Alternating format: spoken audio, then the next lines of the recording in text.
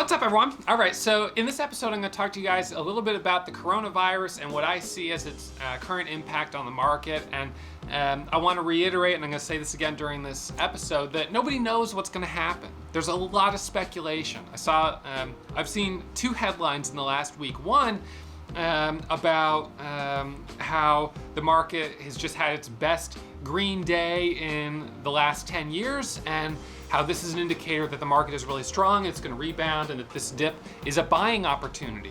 And then another headline about how the market is going to drop another 50%, and we're in for the biggest drop in the last century. It's all clickbait.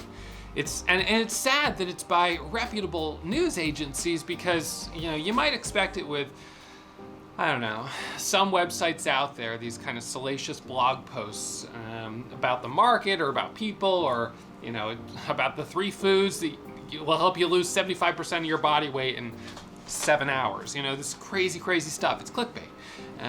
But when you see it from the big news agencies, that's frustrating, at least for me, because it feels like it's just selling fear.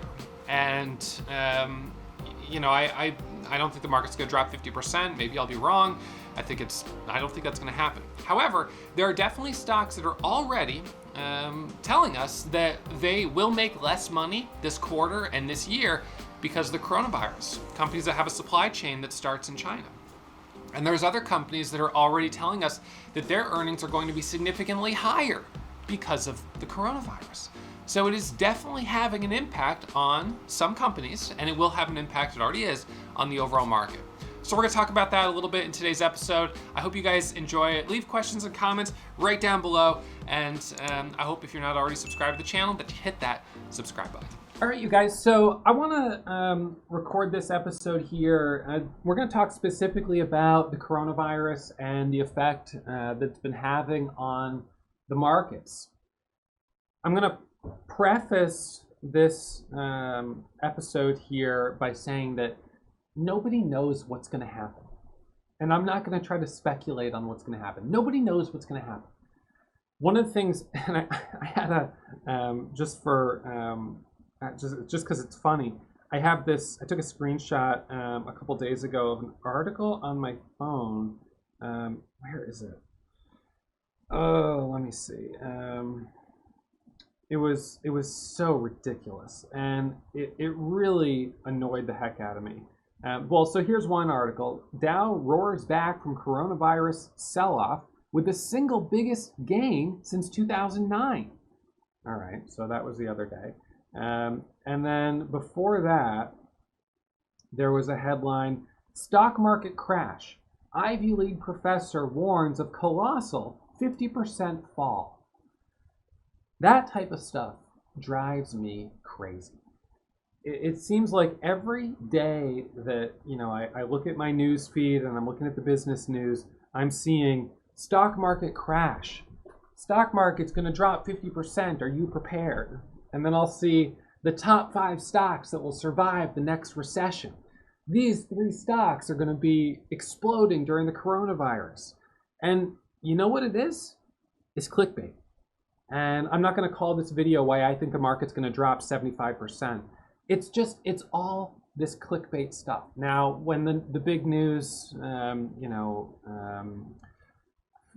agencies or whatever you would call them, whenever they put out these headlines, they want people to click on them. They want to get those views. It's good for their advertising. They want to put out really, compelling and, confrontational type of things, because it gets people engaged. The problem is that it also genuinely scares people. And as someone who's in the market every day, I find it to be incredibly unhealthy and frustrating. So here's my 2 cents on the coronavirus. Nobody knows what's going to happen with it. No one knows how bad it's going to get. And nobody knows the true effect that it's going to have on the market or companies in the US. Everything is speculation. Now, of course, there is some degree of educated guesses, looking at past events and trying to draw potential conclusions that, well, this happened in the past, so maybe this can give us some direction of what might happen here in the future. So what we have seen so far is that the market has entered a correction. And a correction means the market is down more than 10% versus the all-time highs. And this is the S&P 500 right here. So this is the S&P 500 is, of course, 500 different stocks. And this is widely looked at as a really good reflection of the market.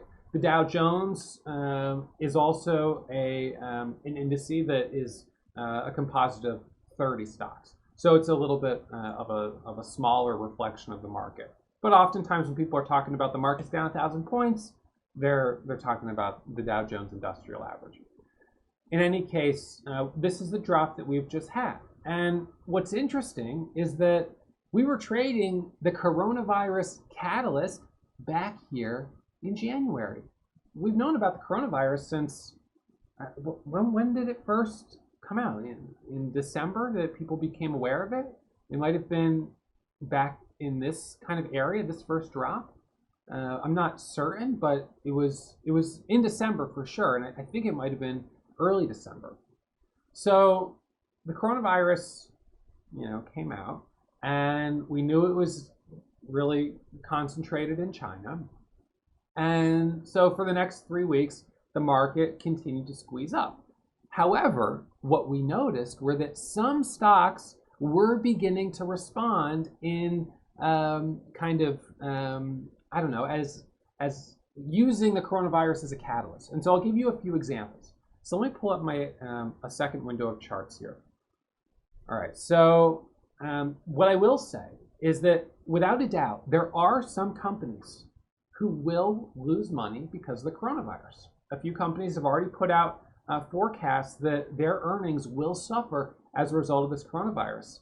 Microsoft, Apple, these are companies whose supply chains are very much tied up in China. And so the combination of quarantines, people not being able to go to work, it's absolutely affecting their ability to produce products.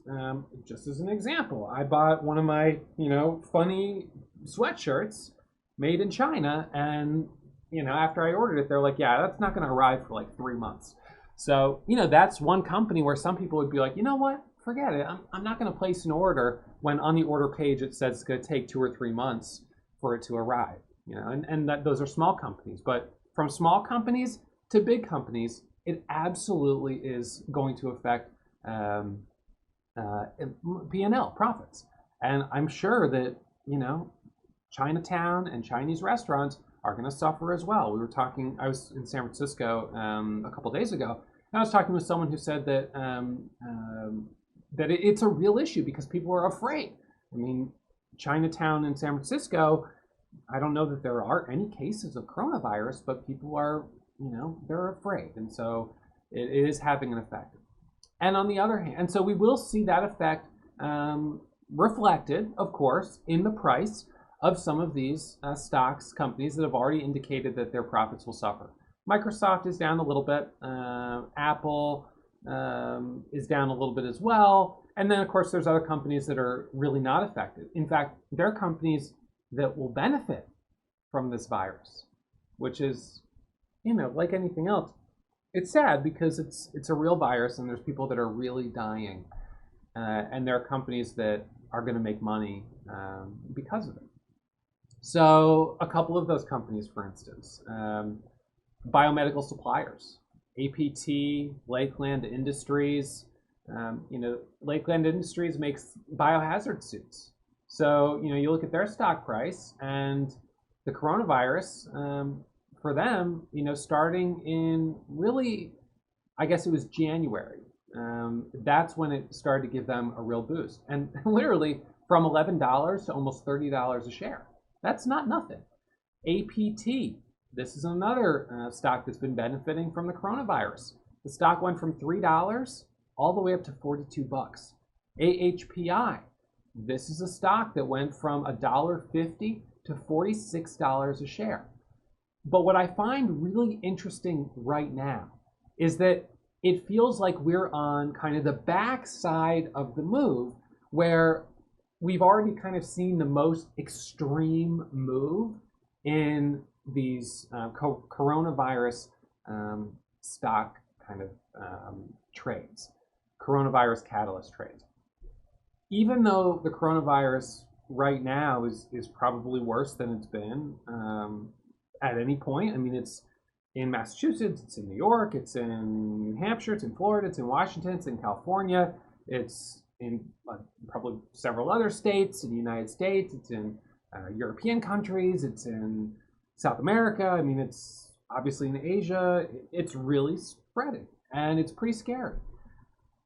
And yet, despite it kind of being all-time scariness, and despite the fact that the S&P 500 on Friday hit its lows, the peak in momentum to the upside was kind of, I guess, on Friday. As the market hit the low and bounced up, these stocks started reversing. And so even though we may see a stock like whatever stock may be, come out with some type of catalyst that they're working on a vaccine, or they're working on some immune therapy, or they're working on some type of testing, or but they have a new biohazard suit, or their orders for masks have increased by 250% in the last month. It feels like that catalyst is getting a little bit overplayed in the small cap sector because we had such an overreaction on AHPI and APT. And remember, when you have an overreaction like that, you have a short-term correction. And so what that basically is the stock got irrationally strong, came back down. And if you're a short seller, you would have been able to profit on this move back down. Of course, I profited on the move up more than the move down because I don't short these types of stocks. They're very risky, obviously. For all I know, it could go up to $50 or $100 a share. So you have to be very careful shorting them. But clearly, it seems that there was some potential to the downside. And so because that exuberance, that greed has kind of tapered off a little bit, we're in a period right now where I feel that the market is a little bit more difficult to trade. The S&P 500 is, as you can see, between the low and the high. So we're kind of, we're on slightly lighter volume than we were on the peak sell-off day. So this is what we would kind of call range bound, where we're in range. We're not making new highs, we're not making new lows, we're kind of range bound. And this can be a difficult area for day trading, because as we get range bound, the volatility starts to decrease. AHPI, APT, CODX, NNVC, these are all kind of range bound right now as well. NNVC in January was one of the first ones that really started to open up on coronavirus sympathy. Through December, I'm not really sure that there were very many stocks that had a coronavirus catalyst, but after we saw it on NNVC, that's when we started to see things really pick up. And this was a pretty crazy move. If you look at this chart, this stock in one day went from $3 to $13.45. The next day, it was back at $3. You've got to be kidding me. Then it rips all the way back up to $17 and then drops to $8. Then it squeezes up to $19 and then comes back down to $6. So if you're a trader that has struggled a little bit in this market, don't feel bad. It's been extremely volatile, not as predictable as we've noticed in the past. And one of the things that's been really fascinating has been the inverse relationship between these stocks that have been moving up and the overall market moving down. Bordering on, it feels like at times, these stocks have been just like almost as if I was trading the overall market. And so let's look at this, for instance. So this is March 2nd. All right, so let's go back to March 2nd. All right, so what does this chart look like? So here, and I'll make this a little bit bigger for you guys. So on this side, we've got the S&P 500. All right, so the S&P 500 ends up, this is after hours, or this is pre-market. So pre-market is dropping. And what happens here? This stock, coronavirus sympathy, is popping up. Fear makes it go up. And then the market starts popping up, and what happens to this stock? It starts dropping down. So when the market goes up, these go down. When the market goes down, these go up. And look at today. The market's dropping down, and these are going up. I don't like trading, generally, the S&P 500. And I don't want to trade a derivative of it or a stock that is so fear-based that when the market drops, it starts spiking. They can be extremely difficult to trade because APT, it's not an S&P 500 stock. You know, it doesn't have any direct tie to the S&P 500 other than the S&P 500 can be seen as a reflection of fear in the market. And so that's something that I found really difficult. And when I really started to notice it, it was, what day was it? Was it this day here? Yeah, I think it was this day. So let's look at the 28th. That might be one of the more pronounced days. So this is the 28th. So after hours, the S&P 500 is dropping. All right, so what would you expect APT to be doing after hours? Moving up. Pre-market, the bell rings, opens pre-market trading, and the market's gapping down again. It's even lower. And so APT surges up, and these hit all-time highs as the market was coming down to the lows. Now the market starts to recover a little bit, and APT comes back down. Now going into the open, the market actually started to sell off. And that's why, as the market was selling off right here, I was like, okay, market's selling off. This is probably going to mean this picks up. This is squeezing up right here. And then when the bell rang, I was like, okay, it's time to trade APT out of the gates, right? This looked like a good setup, but no, the market was popping up. And so that, therefore, was going to affect APT. So this is the type of stuff that is very difficult to trade when this happens to be what's going on in the market. And I certainly had my share of losses. Now, February for me ended up being a pretty good month. And if I look at my trades from like January 15th through the end of February, it's about $78,000 of profit. You know, in fact, APT and AHPI both ended up, APT, AHPI, and CODX, both losses. These three are losses, and ICCC was a loss. And this is one where my note was bought coming out of the first halt. It was a coronavirus stock. And so I have kind of found that the coronavirus stocks have been fairly difficult to trade. Granted, today I did make $10,000 on AHPI on this pullback right here as it squeezed up to 24. But generally speaking, I have found them to be really difficult to trade. Part of it's because of the connection that they've had with the overall market. Part of it is because they started getting a little too expensive up here in the $30, $40 price range. The spreads got really big. Some of the lower price ones that we've seen, like INO today, this had over 100 million shares of volume. So reading the level 2 starts to become very difficult. I made 977 on this one today, but I generally found it to be, during the morning when I was, or earlier part of the day when I was trading it, to be choppy. So the coronavirus, no doubt, is a catalyst that will continue to affect the market. To the extent that it's going to cause a 50% drop in the market, I think that that's fear-mongering, and I think that that's designed to sell newspapers to generate clicks, and I don't think that it's something that people who are writing those articles are actually expecting will happen, but it doesn't mean that it couldn't happen. And if we look back at the overall market here, the S&P 500, and I'll just adjust this time frame. Let's see the 24 hours here. So this is the S&P 500. It's going to be over a long stretch of time. And as you can see, over a long stretch of time, we've had a few periods of correction, moderate correction, and also certainly more significant. This has been a very significant correction, but in a lot of ways, it's been a great opportunity to buy because we've had the stocks all of a sudden drop by 10%, and these are stocks that have been very extended, generally speaking. Back here in December of 2018, we had a little bit of a correction. The market pulled back from a high of 291 down here to 233.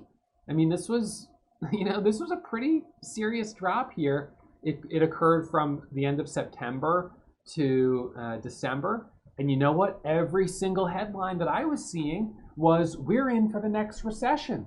The market's going to drop 50%. Are you prepared for the big one? Because of course, that's what sells. I am a big believer in cost averaging, which with long-term investing, like with a 401k, means that every month I just put away the same amount of money. And so let's just say, for instance, if you put $1,000 away each month, just for instance, on some months, that $1,000 might only buy you, let's say 10 shares of an ETF. On another month, it might buy you 20 shares. But over the course of years and years and years, that all averages out. And so this is, for me, you look back at this kind of long period of time, and if every single month, you're adding another $500, $50, $100, whatever it is, you're just adding a little bit of money, It doesn't really matter if you're adding at the peak right up here, and then you see the market drop here. Because long term, you've got time for the recovery. Doesn't really matter if you end up adding money right here just before this drop, or right here just before this drop, because when you look at the big picture, the market statistically has always continued to move higher.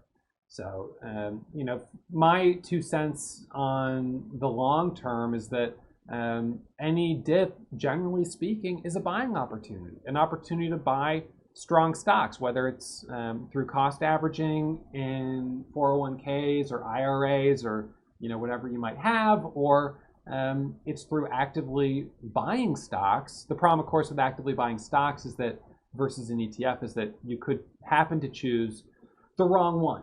And what you don't have there is diversification. You have single stock risk. So if you said, well, I'm going to put my whole $1,000 into, Microsoft stock, we can look at the Microsoft stock chart, and it's not that it's been bad, but you might just find that that wasn't the right decision, because you go back here. This is back quite a while ago, back in 1999, but it did have a period from 1999 through, gosh, when was it? I mean, it was really only in the last 5 years that it's really started to open back up. So that was like a 17-year dip that it went through. All right, so that was a really long stretch. Now, of course, it's up now, but you don't want to pick the wrong one and then be kind of tied up and stuck. I'm trying to think of another one. OXY, this is a petroleum company. This is one that you put all your eggs in this basket, and it's been down while the market's been up. So in any case, I do think, without a doubt, there will be stocks that suffer as a result of the coronavirus. We're already seeing it in airline stocks. Now, Delta, which is one of the airline stocks that I happen to like, it's down, but it's not down out. I mean, it's down, but like when you look at the range that it's had over the last few years, it's not what I'd really say crashing.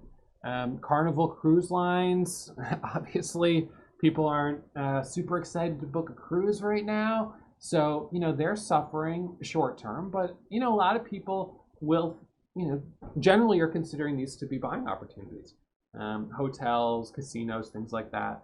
I'm sure that they will suffer if the virus, depending on where their primary businesses are located, but those that are in the United States, if we do see a really significant increase in the number of coronavirus cases and people stop wanting to travel and, go to Las Vegas or, go to Disney, no doubt we will see casino stocks, we'll see Disney and other stocks suffer. But,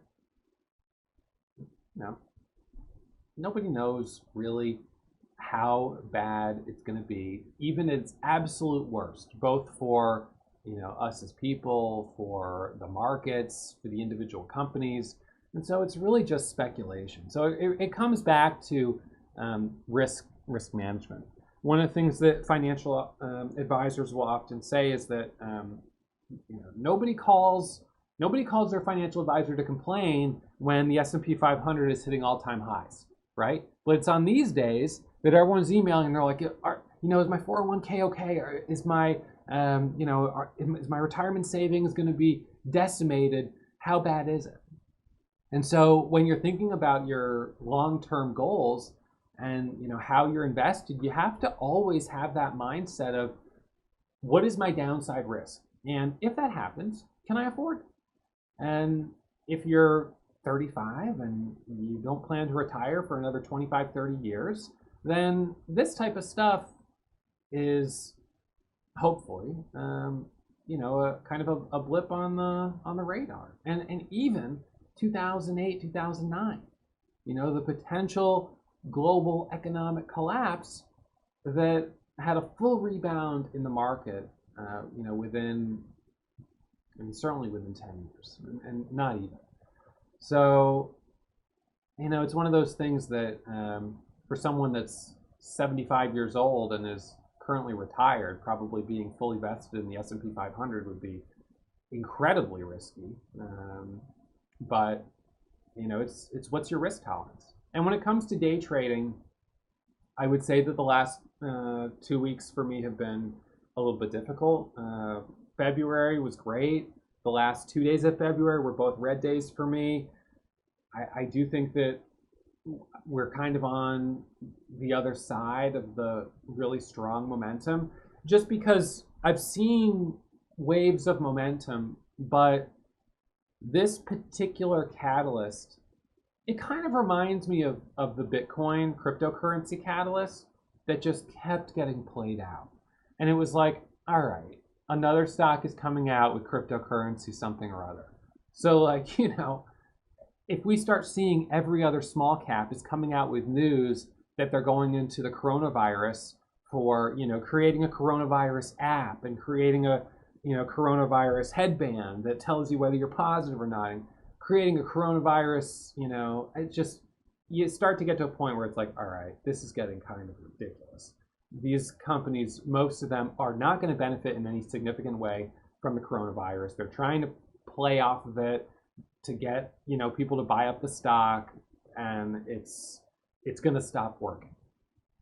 But there are, of course, some companies that are already showing in their last quarter of earnings that they are actually benefiting from the virus, and it's going to affect their bottom line in a positive way because they're in the biomedical industry. And that's the same as when we had the shootings in Ferguson and the makers of body cameras, their stock went up. That was Digital Ally, DGLY. You look back at this stock back in 2014 and it's, fear sells. And the stock went from $2 to 30 something dollars. APT back in 2014 as well made a really big move. This was the Ebola virus. Lakeland Industries, 2014, Ebola virus. And so you start to learn some of these patterns in the market. Now, obviously, the Ebola virus, although I think there might have been a few doctors that did come back to the United States with it, it wasn't certainly nearly as widespread as the coronavirus is today. So I'm not sure that that's going to be super comparable in terms of what happened to the overall market during that period of time. But those standalone catalysts certainly did have short-term impacts on these stocks. So my focus for the next few weeks, I'll continue to watch stocks that come out with catalysts related to the coronavirus. This was one of them today. But this stock, despite having a catalyst out at 8 in the morning, really didn't do anything until all of a sudden here at 2:30 in the afternoon. So why is that? The news was out all day long. Everyone had every chance of buying it right here, right here, right here. But then it finally broke out right here. And I don't really know the rhyme or reason to that. I know, maybe there was a headline. See, I'm not sure if this is actually a fresh headline that came out in the afternoon, but in any event, it's clear that the coronavirus is going to continue to be in the headlines, both with small cap and large cap companies.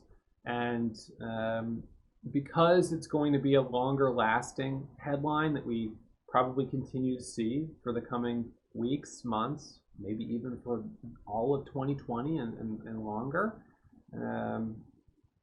it will be one that we'll have to keep a close eye on. There will be times where stocks react to a coronavirus related catalyst very strongly, and there will be other times that they respond very poorly. ICCC was a stock I traded back here in January and lost $10,000 on. The stock squeezed from 6 to 7. I got in way up here. It squeezed up to a high of 8, and then it reversed and came all the way back down.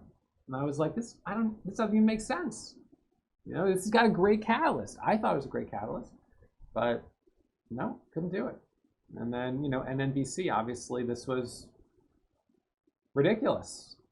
For the people that were long here at 10 to hold as it dropped to $3 and potentially blow up their account, only to watch it go all the way back up and then do it again and again and again. So the markets are choppy. So definitely a good time to be careful, to be mindful of the market you're in. I usually find that I do better when we have quicker waves of momentum, where we have one stock that, you know, over the course of a day goes up 400%. And then it's got its own catalyst, totally standalone, like fantastic earnings. And then that stock kind of fades. And then we wait a few days, maybe a week, and then we have another one that goes up, but each with standalone specific events.